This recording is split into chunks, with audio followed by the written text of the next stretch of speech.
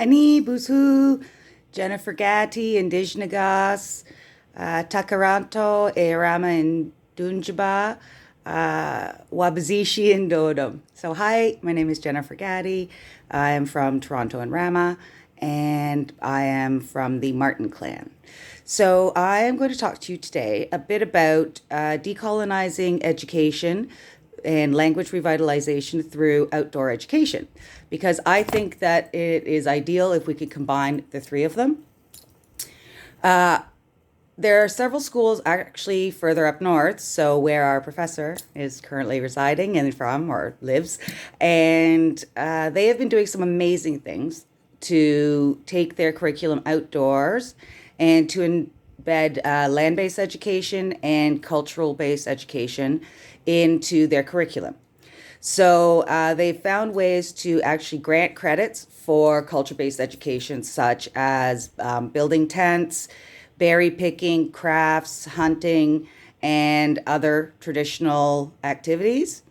There is in-class work as well. So the students are in class for a portion of the day where they are learning about the Indian Act, and they have elders and community members come in.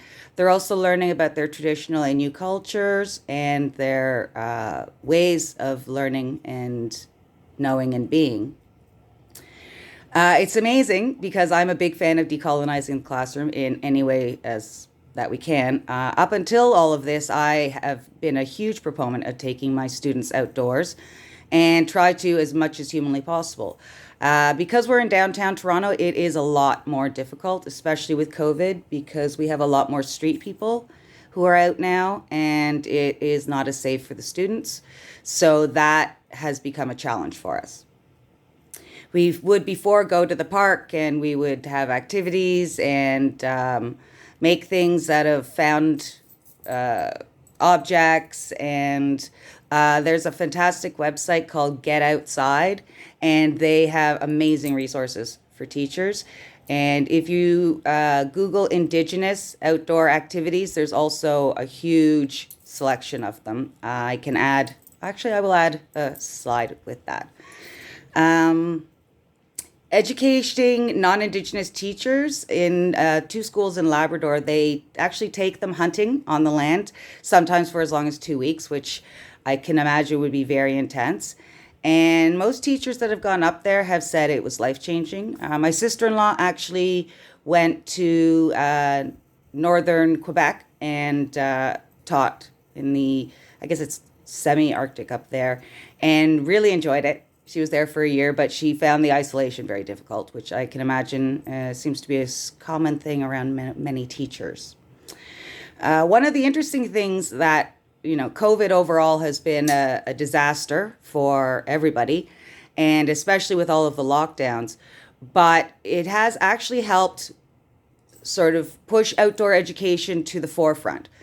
So now much like when Spanish flu happened, they would kick all the kids outside, open the doors, have more of an outdoor experience to let the fresh air in. I remember seeing pictures of students at, massive outdoor parks, and it looked nice, and it's what we should be, because it's being inside the classroom is very colonial. It was created during to destroy us and to basically take the Indian out of the child and kill any indigenousness that there was. They wanted to remove the Indian problem, but we have all gone through this. COVID, especially in the north, has got students back on the land.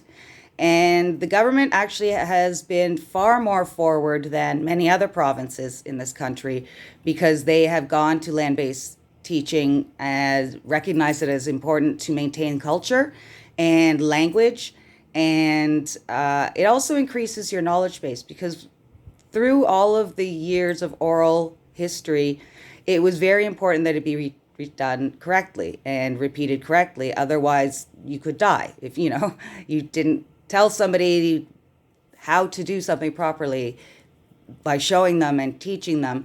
But now we expect people just, here's a book, go figure it out. And it's not as successful for many students, myself being one of them. Uh, Students are able to learn the traditional names for things and have the traditional teaching and learning of their Indigenous heritage the more they go outside, because they're taught by elders, they're taught by community members, they're taught by people who do this, and they're taught in a small group in humane way. Very much the model of teaching in mainstream schools is that it's factory based. Everyone sits in rows and you learn and then you recite and you go forth in the world. And it doesn't necessarily help all students. Like, yes, we need doctors and teachers and all of those things, but you could be all of those things with having some land based learning as well. I am a better person for the fact that I grew up with half the year up north near Algonquin Park in the 70s and 80s, which is amazing. And I have so many skills now that obviously I don't use in downtown Toronto, but I have them still. And if I need to, I know how to start a fire and I can figure out what not to eat in a forest, right? I can make some cedar tea and things like that. They seem small, but they're essential and they're culture. And, that's how you start learning, the names of things. And one of the articles that I read actually had an elder talking about how when they were hearing these young students speaking in their Indigenous languages, it made them cry because they were so happy that this language was moving forward and it was meaningful for them. That is how we can decolonize.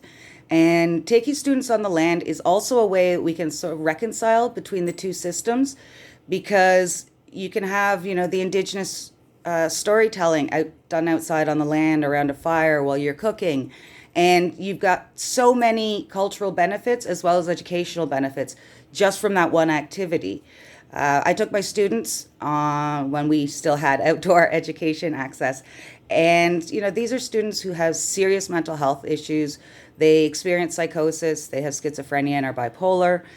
But, we took them outside and said, hey, buddy, go build a fire.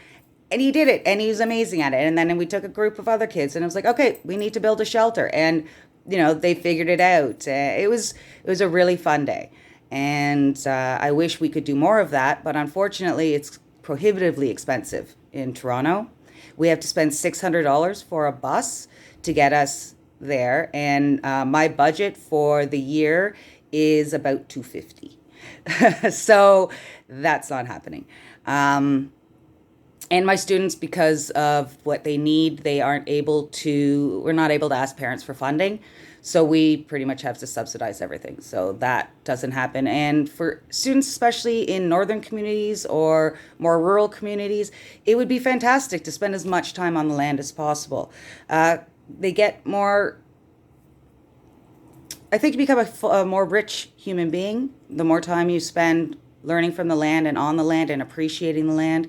And with the land and all of its appreciation, you can also learn some of the language, because that reveals so much information that with English words, it's just glossed over. But with an Indigenous, when you learn the Indigenous name and the meaning behind it, there's so much more information that's revealed.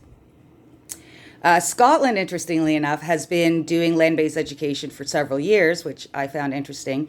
And there are some articles if you want to look that up. And it's great. And we should be doing it as well.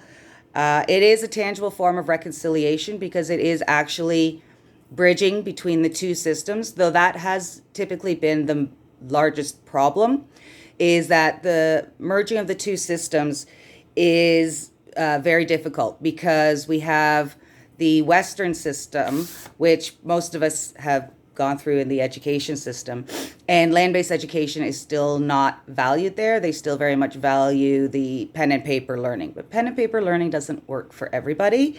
And the public system's also more resistant to culture-based education because they don't really see the need or value of the culture.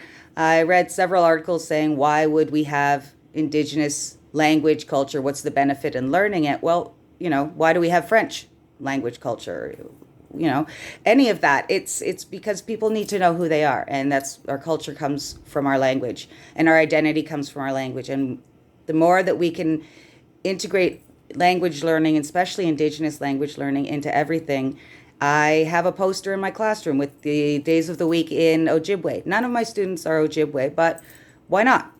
They have to learn French. None of them are French. So I find that very interesting. Okay, well, thank you very much. I've also outlined the TRC's calls to action, number 14, in my presentation, and what you can do to help decolonize the system and revitalize language learning, especially Indigenous language learning in your life. Okay. Chimigwich. Thank you.